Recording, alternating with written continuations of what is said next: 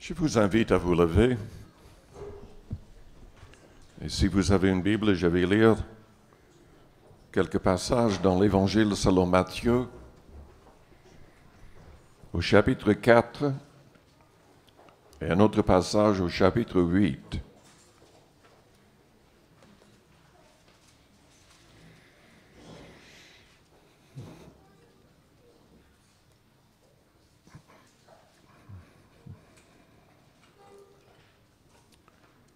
Et le titre du message, c'est « Est-ce que vous êtes dans le bon bateau? »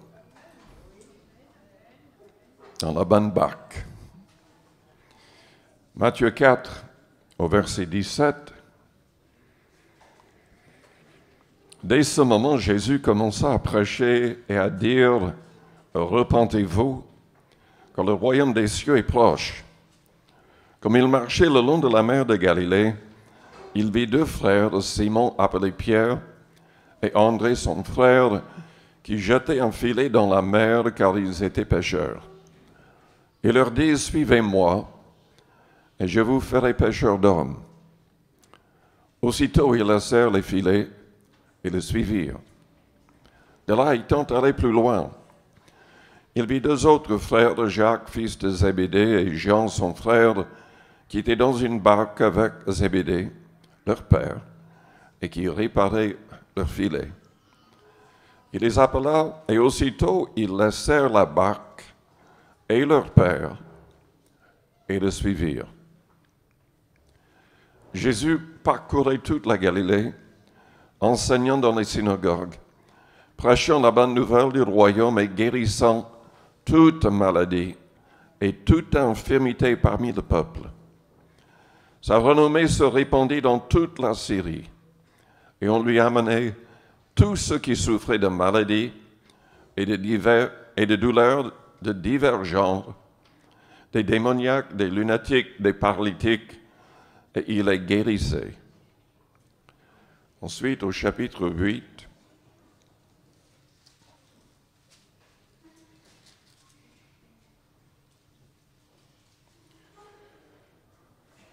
lisons à partir du verset 23, il monta dans la barque et ses disciples le suivirent. Et voici, il s'éleva sur la mer une si grande tempête que la barque était couverte par les flots. Et lui, il dormait. Les disciples s'étant approchés, le réveillèrent et dirent, « Seigneur, sauve-nous, nous périssons. » Il leur dit, « Pourquoi avez-vous peur, gens de peu de foi? » Alors il se leva, menaça les vents et la mer, et il y eut un grand calme. Ces hommes furent saisis d'étonnement. « Quel est celui-ci? » disait-il, à qui obéissent même les vents et la mer. Père Céleste, nous te louons, nous te bénissons. Nous te demandons de parler dans les cœurs et les consciences. Nous avons besoin de toi, besoin de l'action de ton esprit dans nos cœurs, dans nos vies. Seigneur, nous voulons être dans la bonne barque, dans le bon bateau avec toi. Nous ne voulons pas choisir ce qui, aux yeux des autres, serait un endroit de sécurité, car la vraie sécurité se trouve en toi. Même au milieu de la tempête, la sécurité se trouve en toi. Toi seul as les paroles de la vie éternelle. Seigneur, parle à chacun au nom de Jésus. Amen. Vous pouvez vous asseoir.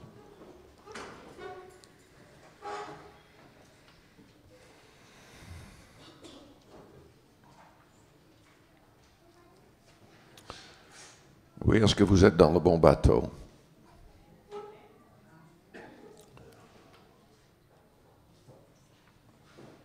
Jésus a demandé à quelques frères de quitter leur bateau. C'était la source de leur revenu. Ils étaient obligés d'abandonner leur famille, de laisser tout tomber pour suivre le Seigneur. Il exigeait qu'on le suive de près et quand il est entré dans un autre bateau, la Bible dit que les disciples l'ont suivi. Mais c'était pour entrer dans une mer agitée. Il y avait la tempête et je peux vous dire que cette tempête ne venait pas de Dieu. Ça peut étonner, mais en réalité, si vous lisez plus loin, vous allez voir que de l'autre côté de cette mer, il y avait un homme rempli de démons, de légions de démons. Le diable ne voulait pas, les démons ne voulaient pas que le Seigneur arrive de l'autre côté. Mais Jésus avait tout entre ses mains. Il contrôle tout. Il contrôle tout. Toutes les tempêtes, toutes les choses de mauvaises qui arrivent ne viennent pas forcément de Dieu. Dieu le permet, mais c'est le diable qui agit souvent, très souvent. Vous n'avez qu'à lire le livre de Job. Dieu l'a permis, mais c'était le diable qui a causé la tempête, qui a fait écrouler la maison de Job sur tous ses enfants. Tous ses enfants ont péri. La Bible dit clairement que c'était le diable derrière tout cela. Sommes-nous dans le bon bateau avec le Seigneur? Sommes-nous dans le bateau de la repentance? Les passages que nous venons de lire disent que Jésus prêchait la repentance. Nous avons toutes sortes de faux messages à notre époque, toutes sortes de faux prophètes, toutes sortes de gens qui se disent chrétiens, mais qui ne changent jamais de vie, qui n'abandonnent jamais le péché, qui ne s'alignent jamais pleinement avec les commandements du Christ. Ils parlent de Dieu, ils parlent de Jésus, ils parlent de la religion, ils font toutes sortes de choses qui sont un peu comme dans la Bible, mais en fait, ils ne sont pas dans le bon bateau. Ils ne sont pas dans le bateau avec le Christ qui prêchait une pleine repentance. Il y a des gens qui pratiquent toutes sortes de péchés et d'abominations, même des faux pasteurs. Jésus prêchait une pleine repentance. C'est quoi la repentance? C'est un changement de mentalité et de vie totale. Tout doit changer selon 2 Corinthiens 5 au verset 17. Je vais lire dans Galates au chapitre 5. Nous voyons une partie de ce que nous devons faire et de ce que nous devons éviter si nous passons par une pleine repentance. La clé de la victoire, c'est de recevoir l'Esprit du Christ en nous et de marcher selon lui. La Bible dit au verset 17, la chair a des désirs contraires à ceux de l'Esprit. Et l'Esprit en a de contraires à ceux de la chair. Ils sont opposés entre eux, afin que vous ne fassiez point ce que vous voudriez. Si vous êtes conduit par l'Esprit, vous n'êtes point sous la loi. Or, les œuvres de la chair sont manifestes. Ce sont l'impudicité ou la fornication. C'est notre traduction. C'est l'immoralité, la sexualité avant un vrai mariage légal, l'impureté de la chair ou des pensées, la dissolution, l'idolâtrie. Au lieu d'abandonner l'idolâtrie, il y a plein de chrétiens qui restent attachés à des idoles et trouvent des excuses pour l'accepter. Les apôtres disaient de fuir l'idolâtrie, de ne rien avoir comme objet de vénération ou d'adoration. Nous devons éviter ces choses. Nous devons éviter la magie. Le mot en grec, traduit par magie ici, se réfère à absolument tout ce qui est dans le contexte de l'occultisme. Il est les inimitiés, les querelles, les jalousies, les animosités, les disputes, les divisions, les sectes. Une secte, c'est ce qui est coupé d'avec la racine. Le vrai christianisme se trouve dans ce livre, dans le Nouveau Testament. Nous avons le modèle en Christ, en ses apôtres et dans l'Église primitive. Tout ce qui ne suit pas ce modèle est une secte. S'il s'agisse d'un petit nombre ou de millions de personnes, nous devons suivre le modèle qui nous a été laissé par le Christ et ses apôtres. Il y a l'envie, l'ivrognerie, les excès de table, et Paul ajoute, et les choses semblables. Tout ce qui est lié à ce qu'on vient de lire. Le problème de la cigarette, le problème de la drogue, tout ce qu'on fait qui peut affaiblir notre corps physiquement est grave aux yeux de Dieu, car notre corps devient le temple du Saint-Esprit. Et selon 1 Corinthiens 3,16, celui qui souille le corps, Dieu va le détruire, la Bible dit. Dieu va le détruire. Je vous dis d'avance, comme je l'ai déjà dit, que ceux qui commettent de telles choses n'hériteront point le royaume de Dieu. La repentance, c'est de regretter ses égarements, d'abandonner de telles choses avec l'aide du Saint-Esprit. Le verset 22 dit que le fruit de l'Esprit, si nous le laissons agir vraiment dans nos cœurs, dans nos vies, le fruit de l'Esprit, c'est l'amour, la joie, la paix, la patience, la bonté, la bénignité, la fidélité, la douceur, la tempérance, ou c'est traduit par la maîtrise de soi. Est-ce que vous êtes maître de vous-même ou est-ce que vous êtes esclave d'un péché? Esclave d'une habitude mauvaise? Selon Jésus-Christ, dans Jean 8, au verset 30 et 36, en méditant sur sa parole, cette vérité va nous libérer. En demandant l'aide du Seigneur, il va nous libérer. Si donc le Fils vous a franchi, vous serez réellement libre. C'est indispensable. Le bon bateau de Jésus-Christ est un bateau de repentance. Amen. Ce n'est pas un bateau d'une grâce extrême où il permet tout. Loin de là. Il nous donne la force de vivre libre de l'esclavage du péché. Est-ce que vous êtes dans le bon bateau? Dans un bateau avec d'autres personnes qui suivent véritablement Jésus-Christ. Suivez-moi et je vous ferai pécheurs d'hommes.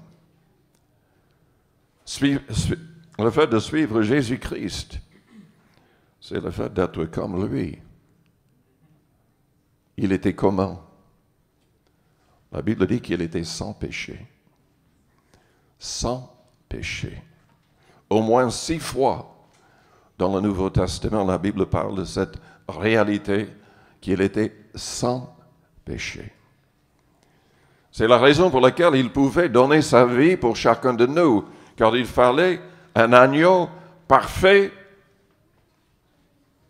Vous savez, les sacrifices d'animaux dans l'Ancien Testament étaient symboliques de ce que Jésus-Christ allait accomplir. Il ne fallait jamais qu'on offre un sacrifice d'un animal avec un problème physique. Il fallait des sacrifices en parfait état. symbolique de Jésus qui viendrait. Il est appelé l'agneau de Dieu qui ôte le péché du monde. Jésus est l'agneau immolé pour chacun de nous. Jésus était sans péché. Suivre Jésus-Christ, c'est choisir de renoncer à tout péché. C'est tout faire avec son aide pour rester libre de tout péché. Suivre le Seigneur, c'est évidemment le fait de chercher les âmes, de gagner des âmes, d'aider d'autres personnes à rencontrer Jésus-Christ. Suivre Jésus-Christ, c'est recevoir son esprit, car nous ne pouvons pas le suivre aujourd'hui, il n'est pas sur terre. Nous ne pouvons pas le suivre à part par son esprit que nous recevons. Je vous ai parlé ce matin de l'apôtre Pierre. Lui, il a reçu la plénitude. Il était là le jour de la Pentecôte. Il a parlé miraculeusement en d'autres langues avec les autres. Et il est resté rempli de l'Esprit. Et dans Acte 10, la Bible dit que le Saint-Esprit lui parlait. Non pas de manière vague, de manière précise. Et les 3 hommes en bas parlent avec ces personnes. Je les ai envoyés. Il a obéi. Il entre dans la maison de Corneille. La maison est remplie de personnes de cette famille, tous des non-juifs. Et pendant que Pierre parle de Jésus-Christ, ils sont tellement remplis de joie et d'enthousiasme, ils commencent à louer Dieu et ils sont tous remplis du Saint-Esprit, commencent à parler en langue miraculeusement, exactement comme les apôtres le jour de la Pentecôte. Et Pierre et les autres, surpris, ont compris que le salut était pour toutes les nations, sans que ces personnes soient obligées de passer par le judaïsme. C'est uniquement la foi en Christ qui sauve. Le salut vient des Juifs, mais l'accomplissement est en Jésus-Christ. Et on doit comprendre et l'accepter, car la vie éternelle, c'est le fait d'avoir le Christ véritablement avec nous, son esprit en nous. Celui qui a le Fils a la vie. Jean a écrit dans Jean 5. Celui qui n'a pas le Fils n'a pas la vie. Être dans le bon bateau, c'est monter dans le bateau où il y a Jésus-Christ. Ses disciples l'ont suivi dans le bateau. Ils ne savaient pas ce qui leur attendait, mais au milieu de la mer, il y avait cette grande tempête. Je sais que ça venait du diable parce que Jésus a menacé cette tempête.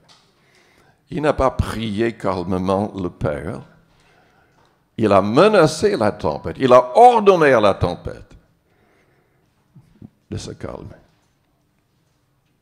De l'autre côté, il y avait un homme possédé de démons. Un homme qui se coupait, qui vivait au cimetière. Un homme hors sens. Mais Jésus l'a délivré. Il a chassé les démons. Et cet homme a retrouvé son bon sens. Et il est devenu un disciple aussi, croyant en Christ.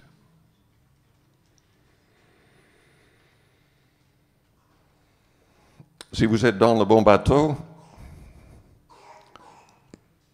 vous êtes avec des gens qui ont tout abandonné.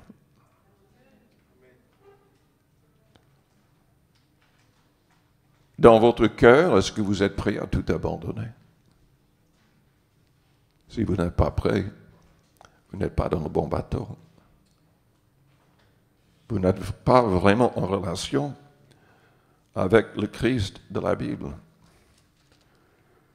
Dans l'Évangile selon Luc, au chapitre 14,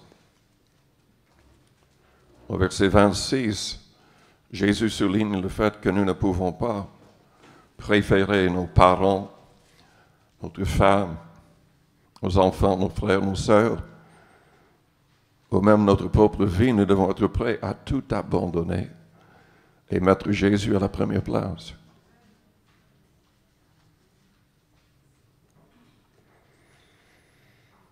Je vous invite à vous lever juste un instant. Je vois que certains ont trop mangé à midi. Je vous réveille. Je vous réveille.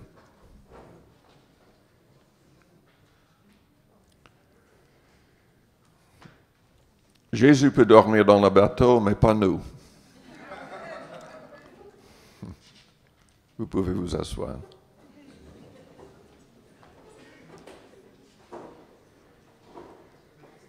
Verset 27, Luc 14, « Et quiconque ne porte pas sa croix et ne me suit pas ne peut être mon disciple. » Et au verset 33, « Quiconque d'entre vous ne renonce pas à tout ce qu'il possède ne peut être mon disciple. » Jésus mettait les gens à l'épreuve par rapport à ce passage. Vous vous souvenez du jeune homme riche qui était attaché il avait des très grands biens, beaucoup de richesses. Le Seigneur lui a dit, quand il voulait la vie éternelle, il y a une chose qui te manque. Vends tout ce que tu as. Vends tout ce que tu as, donne-le aux pauvres et viens me suivre. Il ne l'a pas fait. Il ne l'a pas fait parce que son cœur était attaché au monde. Si on n'est pas prêt à tout abandonner, on est dans le mauvais bateau.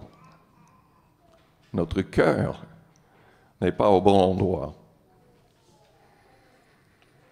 Qu'est-ce que Jésus a dit? Je l'ai mentionné ce matin aussi, dans l'autre message. Dans Matthieu 6, à partir du verset 19, Jésus nous a ordonné de ne pas nous amasser des trésors sur terre. Et je répète ce que j'ai dit, le message qui dit aux gens aux chrétiens, qu'ils peuvent vivre comme des rois ici-bas, que Dieu veut nous faire enrichir, nous faire prospérer, pour qu'on vive comme des fils et filles du roi. C'est un faux message. Dieu peut nous faire prospérer si on utilise l'argent pour sa gloire et pour aider les autres. C'est même notre responsabilité de prospérer, en tout cas pour gagner assez d'argent pour aider celui qui en a besoin, selon Éphésiens 4, verset 28. Mais c'est contre sa volonté qu'on vive comme des rois, c'est contre sa volonté qu'on gaspille de l'argent. Sa volonté, c'est qu'on vit pour lui et pour les autres. Oublions nous-mêmes. J'entends pas des Alléluia. Dans d'autres milieux, en tout cas, si je prêchais ce faux évangile-là, on entendrait beaucoup d'Alléluia. Mais quand on prêche la vérité, il y a tellement de gens éloignés de la vérité que ça choque.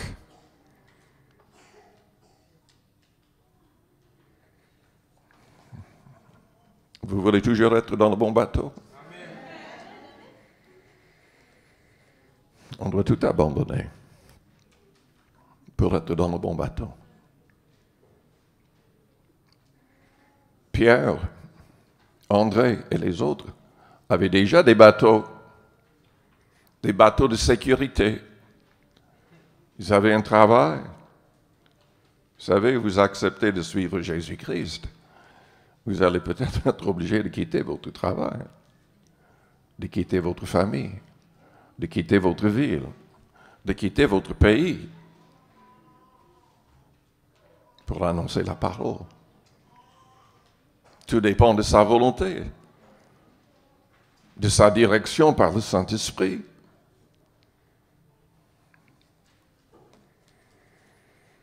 Il y a trop de personnes qui se servent de ce que la Bible dit d'une manière fausse pour s'enrichir. Ce n'est pas le message. Ce n'est pas la vérité.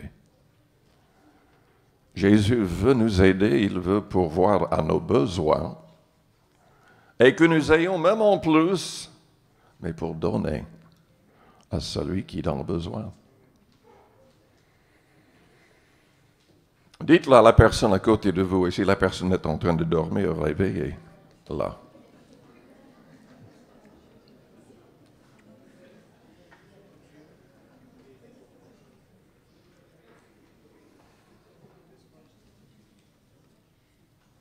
Si vous êtes dans le bon bateau, véritablement avec Jésus-Christ, il y aura des tempêtes.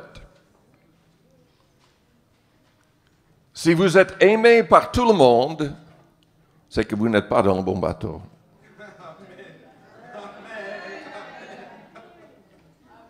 Tous ceux qui vivent pieusement en Jésus-Christ seront persécutés. Annoncez la vérité et vous serez attaqués. La vérité que Jésus-Christ a enseignée ne plaît pas à beaucoup de gens. Pas du tout.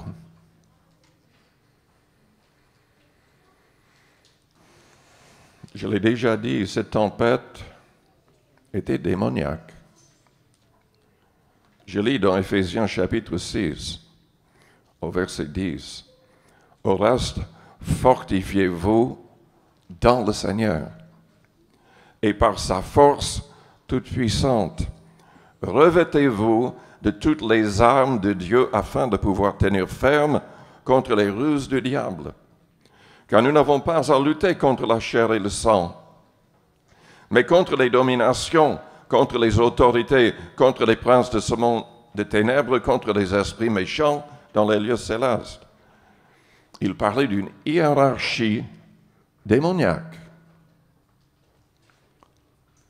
Un tiers des anges ont suivi le diable dans sa rébellion contre Dieu, selon la Bible.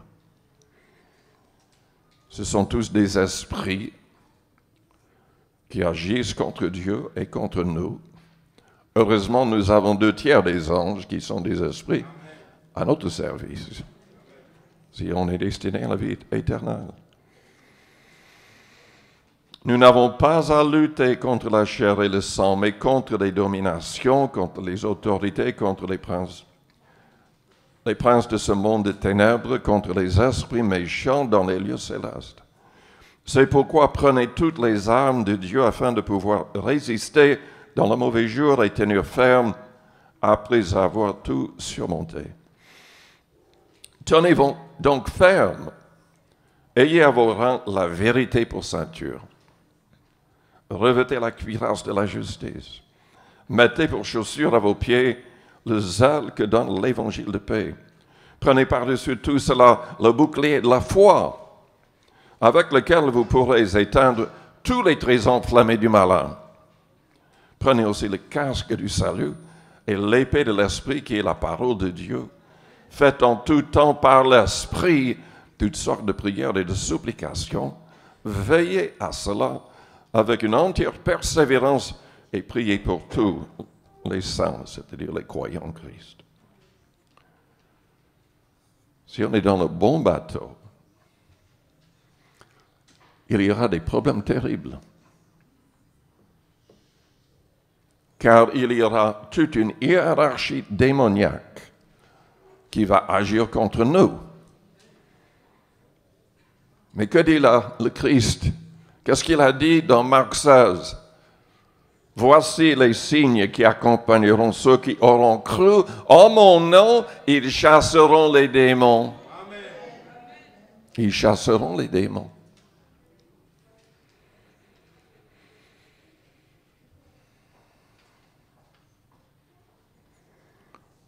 Avec Jésus dans le bateau, il y aura de grands miracles. Il y aura de grandes victoires.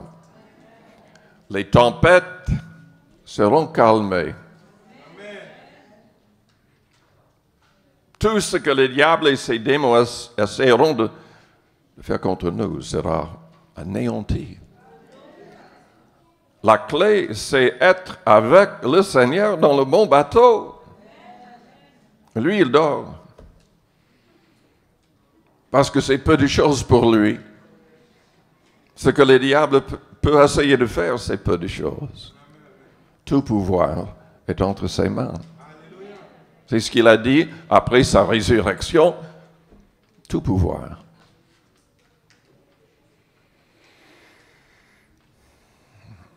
Oui, la clé de la victoire, c'est Jésus. Demeurez en moi et je demeurerai en vous. Si vous demeurez en moi et que mes paroles demeurent en vous, demandez ce que vous voudrez et cela vous sera accordé. On n'est pas exaucé toujours parce qu'on n'est pas toujours dans le bon bateau. On quitte le bon bateau trop souvent.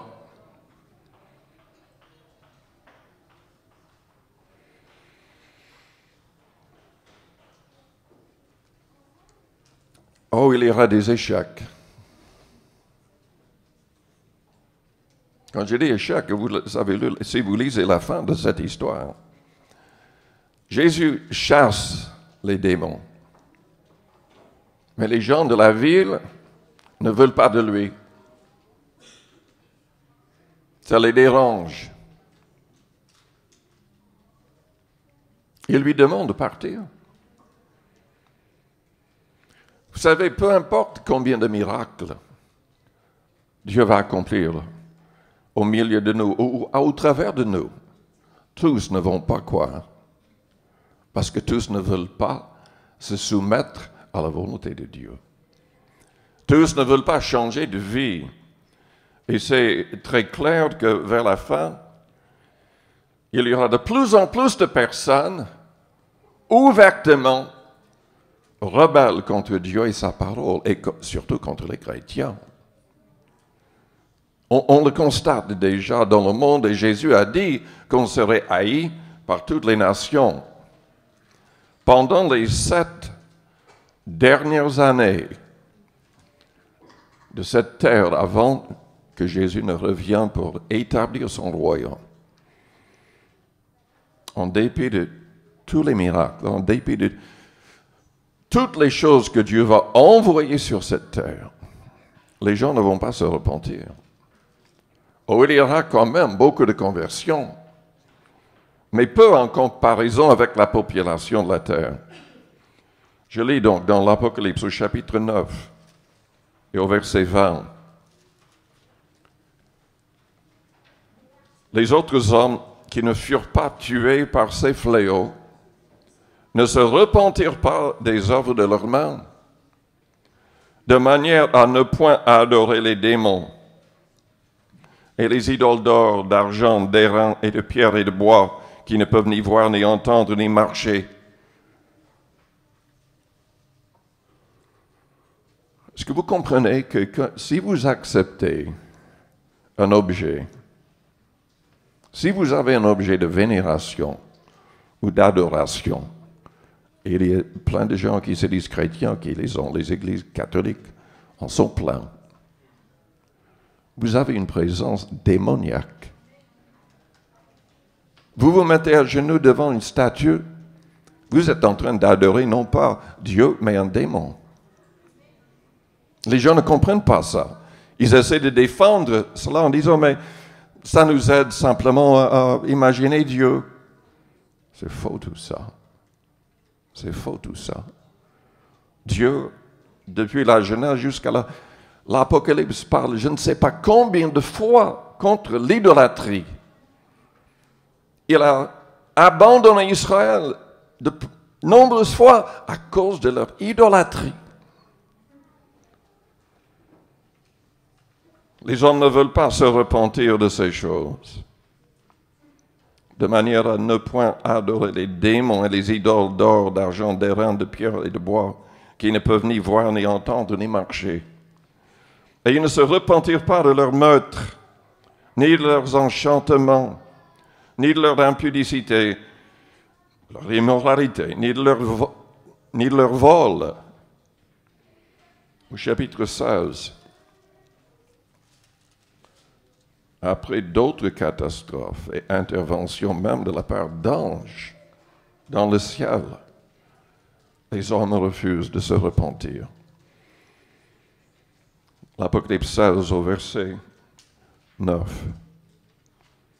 Et les hommes furent brûlés par une grande chaleur. Et ils blasphémèrent le nom du Dieu qui a l'autorité sur ces fléaux. Et ils ne se repentirent pas pour lui donner gloire. Au verset 11, ils blasphémèrent le Dieu du ciel à cause de leur douleur et de leurs ulcères, et ils ne se repentirent pas de leurs œuvres. Donc ne soyez pas surpris si jamais vous priez pour un aveugle qui est guéri, ou que quelqu'un marche, qu'il y a encore d'autres grands miracles et que les gens vous rejettent quand même. Ils ont crucifié le Seigneur en dépit de tous ces miracles. Jésus a dit qu'on serait traité de la même manière. Ne soyons pas surpris. Je vous mets en garde. Si vous acceptez d'entrer dans le bon bateau, vous allez souffrir, vous risquez de souffrir.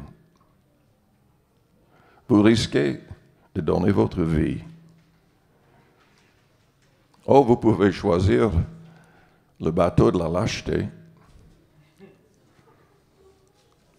Vous connaissez ce bateau-là? C'est dans l'Apocalypse aussi, au chapitre 21.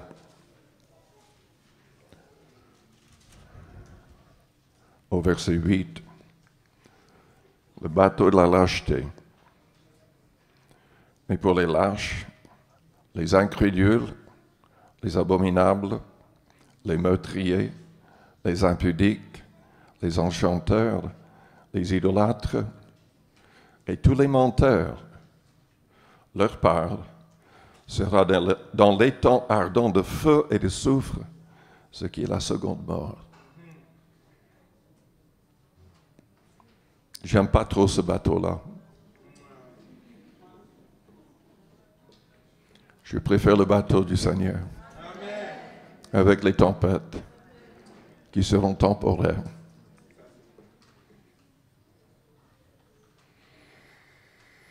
Je vous invite à fermer vos yeux, à courber vos fronts. Avec les yeux fermés, les fronts courbés.